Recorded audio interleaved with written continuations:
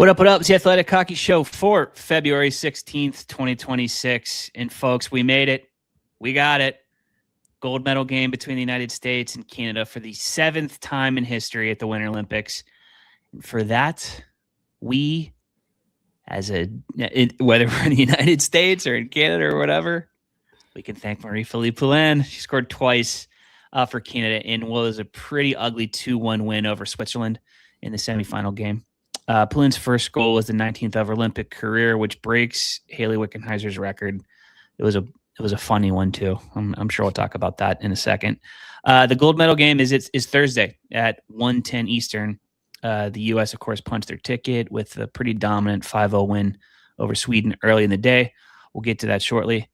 But first, and I'm Sean Gentille, and I'm joined by Dom Luszczyszyn. Hi, Dom. Hi. We need to talk Poulin because she's the story of the game and she's the story of the tournament, again, at least for Canada.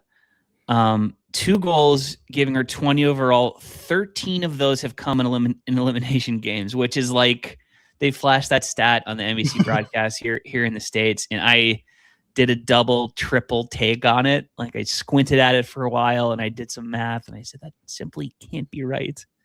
Turns out it is.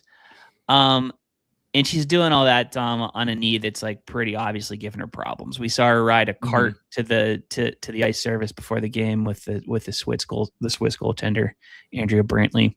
The CBC cameras caught her taking an Advil or whatever it was. So she's taking pain meds on the bench there. It just adds to the legend, I think, and it makes it all the more impressive. Yeah, the fact she can't walk to the rink but can skate around and score Canada's only 2 goals today just is. What else can you say about Poulin that hasn't been said? I know already. Where would Canada be without Poulin? We already got a brief glimpse of that. the bronze medal game, I think. Yeah, maybe. They got smoked by the U.S. in group play without Poulin. If Poulin was not playing today, who knows what we'd be talking about right now, but it could be the second time that Canada and USA don't face off in the gold medal game. She was that vital today. Yeah. I was talking to Hayley about this a couple of days ago, just as it relates to the knee injury with Poulin specifically. I don't even want to say that all GOAT candidates across sports have this, because it's not true. Some players get hurt, and some players come back from injuries, and some players overcome serious injuries over the course of their career. Like, you don't have to have this kind of ability that Poulin seems to have, but there's a subset of players. And I think of her, and I think of Sidney Crosby for the most part, outside of the concussion issues. When you're talking about, LeBron James, great example, Tom Brady, Patrick Mahomes. These are guys who, yes, the quarterbacks have blown out their ACLs at one time or another. But generally, there's a subset of GOAT candidate that just somehow seems to avoid serious injury. And there's minor injuries, yes, but they have this extra their 80% is good enough to help them play through that. And whether it's like hockey sense or a sixth sense, the brains help them avoid situations where they potentially, would incur, pretty brutal injuries. And that was my thought whenever Poulin initially got hurt. That was an injury that takes out a normal person, right? But it feels like she had the sense to turn out of it a little bit at the end, and she's got the conditioning maybe where her lower body is just so much stronger than the average person's, where for whatever reason it just didn't stick. And now here we are a few days later, we're talking about her scoring the 20th goal of her Olympic career, which again sets a record that was held by Hayley Wickenheiser. And she's the reason to believe in this team. And we're going to talk about the U.S. team. That was a juggernaut win over Sweden earlier. Their time's coming. But the reason that this game has juice, and the reason there is reason to believe in Canada, is because of the presence of Marie-Philippe Poulin. She's that good, and she's that special. Yeah, and she's that clutch. She's done it before in past gold medal games where she has been the hero. As soon as you mentioned that GOAT theory, the first thing that came to mind is these are all smart players who know where to be, how to play, how to avoid things. And I think that hockey sense is going to come in handy in a game where Canada enters as a significant underdog based on not just the game that they played against the US without Poulin, but everything we've seen throughout this tournament where they have struggled to create offense in a way that can lead to goals. They have been a bit sloppier defensively. They don't have the weapons they usually do all throughout the lineup, and the defense as well is just struggling to move the puck. Do you have updated odds for this too, by the way? Yes. I thought you might. What are they? So we started at like 50-49 US, which was mostly because I ignored the rivalry series. I was under the impression it was mostly an exhibition. They're just tuning up. It's not a big deal. On talent, on paper talent, like I think Canada should have a lot more juice than this. And so every game I've like expected score lines. Canada underperforms them. USA overperforms theirs. And so throughout the tournament, USA's edge over Canada just continues to grow and grow. Obviously, the 5-0 game was huge for that. Right. But now we're at a point where because USA is not letting in any goals, because Canada only beat Switzerland 2-1, right, we're now at 65% USA. And honestly, that could even feel that feels light too. Like I think the odds makers are even higher than that. I think after the 5-0 loss, they put it to like 75%. Yeah.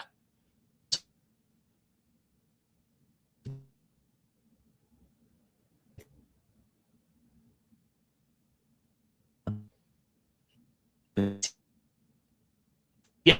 The other point I wanted to make is Sarah Nurse. Let's talk about her. I think when you look at the way the production is shaken out for the Canadian team, you have Poulin doing everything in a lot of ways. You have Sarah Fillier, who's been really productive. You have Daryl Watts, who is back on that line on a seeming the amount of shifts that first line took, that the Poulin Fillier Watts line took was ludicrous. Those are the three productive offensive players right now, basically.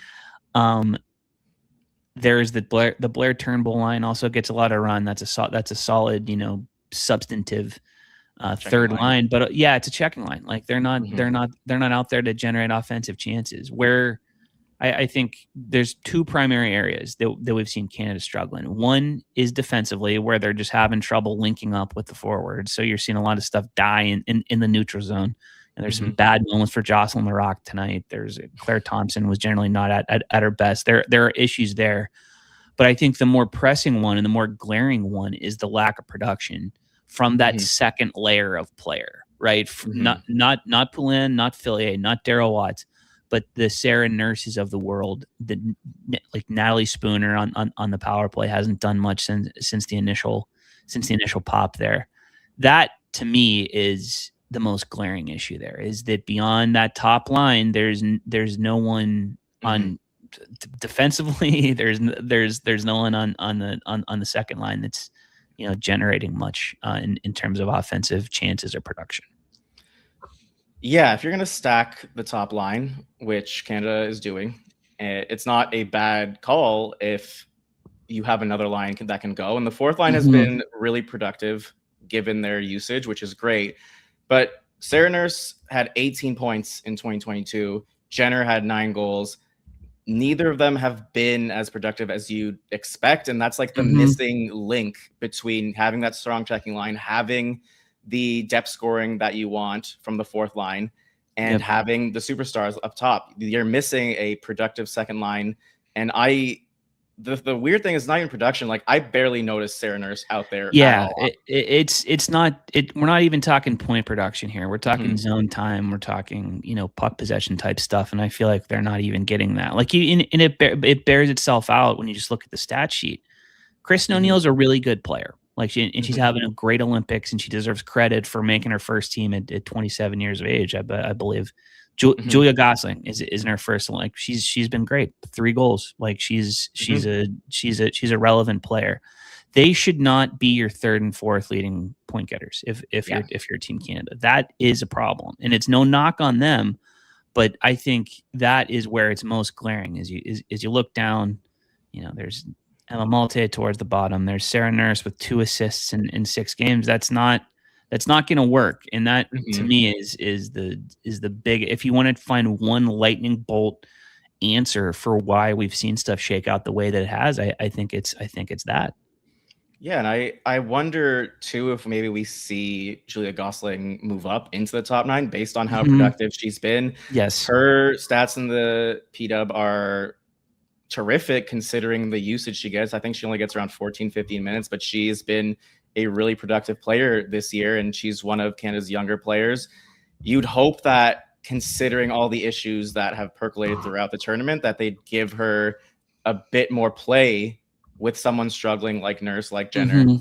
And didn't even mention Brianne Jenner. Like she's it's her and Nurse are the 2 players that, you know, whose lack of production is being felt most acutely by this team. Absolutely. Yeah. And you can blame Nurse not being on the power play. That's like, I'm confused by the second power play having 3 defensemen on it, considering all the strange defenders are having. But even at even strength, just Sarah Nurse has just been a non-factor. Yeah. But yeah, I think Julia Gosling is some kind of solution. Like I think she needs more minutes, and we did see her on the power play a good bit today. But big body, she's 5'11". She looks taller than that out there, honestly, and she's got a rocket of a shot. I think she's someone who looks like, you know, just based on the way this is shaking out, I feel like she's one of their very best options, and I think they do well, and it would be smart to involve her a little bit more. The reason secondary scoring, I think, has stepped to the forefront here is because of what we've seen from the United States. And it's an incredible win over Sweden. The shutout streak's up to 331 minutes and change, which is incredible. They haven't allowed a goal since February 5th against Czechia, which is a lifetime ago. Dom, they have 15 players who've scored goals now. Like this is a team that, yes, they have that top level ability. Yes, you know, Caroline Harvey's a superstar, and Abby Murphy is like the face of the U.S. Olympic team overall. I think there are names at the top of the lineup that are producing and doing their thing, but they're also getting plenty of production from elsewhere. And obviously, there's 5 more goals against Sweden. We got Taylor Heisey scoring a goal, and you know, on and on and on. The list kind of continues. I think that kind of production is what makes the lack of production from Jenner, from Nurse, from those players you mentioned earlier, you know, even more glaring. Yeah, it's terrifying to watch, and I think that was pretty obvious. Like early in the tournament, I remember, I think it was the first game. I'm like, wow, this team is fast. Yeah. They're unbelievable. They move the puck so well. They trust their young players. They look like they have it. And you watch Canada play. I forget who they played first, but they just had no sauce. They had the vibes felt so off with the way they played. They seemed like very disjointed. They seemed significantly slower, and it just felt like after one game, you can tell that this would be the U.S. team was going to have a great time against for sure. If Switzerland could win puck races coming out of Canadian turnovers, I think that game's completely different. Like they had multiple opportunities gift wrapped for them, including one by Emma Malte down the stretch where, you know, the puck's up for grabs due to Canadian mismanagement. And you're like, if the Swiss had more players with better legs out there, like who knows what happened. The shot clock was lopsided. It was 45-7 or whatever it was. So credit to Canada on that end of things, I suppose. But I don't think that was indicative of the way the game played out. They played the Corsi Hockey League. I think they had like 7 scoring chances and like 85 shot attempts. Like they weren't really threatening in a way that you see the Americans threaten. Like every single shift, they're like dominating possession in the offensive zone, but they're trying to get inside. And you see a lot of the bronze medal contenders in this tournament, they play a shell. They park some kind of bus and try to clog the middle as much as possible and force shots from the outside. But I feel like the United States has a way better ability to penetrate the middle. And because Canada doesn't play that way, they play like a favorite. I think USA picked them apart a lot in that first game. And it's frightening to think about what will happen in the gold medal game, where they have to tighten things up considerably. So are they the 2020 Hurricanes? Like what Corsi Cup team are we talking here? Those are damning comparisons when you're talking about games with stakes, gold medal games, just like playoff series. Like, yeah, not great. And again, it was a pretty strong effort by the U.S. in the semifinals. There was a moment there in that game where it looked like Sweden, that it looked like Sweden was gonna have a chance. It was at the start of the second period. There was a kind of a flurry of shots by Sweden. They go on the power play. U.S. gets the kill. Their PK is 9 of 9 in the tournament, I believe, and then Heisey scores immediately off a feed from Bilka, and that kind of felt like that. They were up 2-0 midway through the second period, and then the dam just kind of broke. Again, they got goals from Heisey and Kayla Barnes, and Murphy scored, and Kendall Coyne-Schofield scored. Haley Skamora like this is everyone. The exact kind of stars. This is the exact everyone. Everybody. Is Canada lucky they didn't get Sweden? Because Sweden can skate a bit. They can threaten a lot more.